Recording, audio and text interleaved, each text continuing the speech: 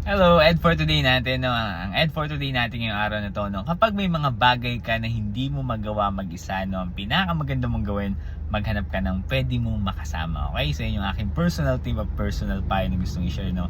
Dahil kapag may mga idea ka, no? Mga gusto kang gawin, like sabihin natin small venture, no? Side hustle, no?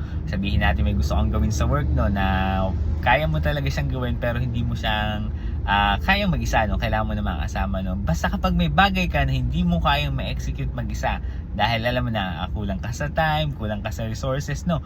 Pwede ka naman maghanap ng pwede mo makasama para i-execute yan. Ang mahalaga dito ay kailangan mag-take action ka, no? Kailangan mo subukan, kailangan mong i-try, okay? So, ang gusto ko lang din sabihin, no? Kapag gagawin mo yan, syempre dapat yung kasama mo, yung tipong alam mo na pwede mong pagkatiwalaan, kumbaga maaasahan mo, alam mo na willing din siyang gawin yon, alam mo na willing din siya mag-take action. Kumbaga, ito yung taong alam mo na gusto niya rin subukan, no? Lalong-lalo na kung tipong kilala mo siya, no? Meron kayong, alam mo na, pag pinagsamahan, no? At willing siyang i-try, no? Ano man yan, side hustle man yan, racket man yan, no?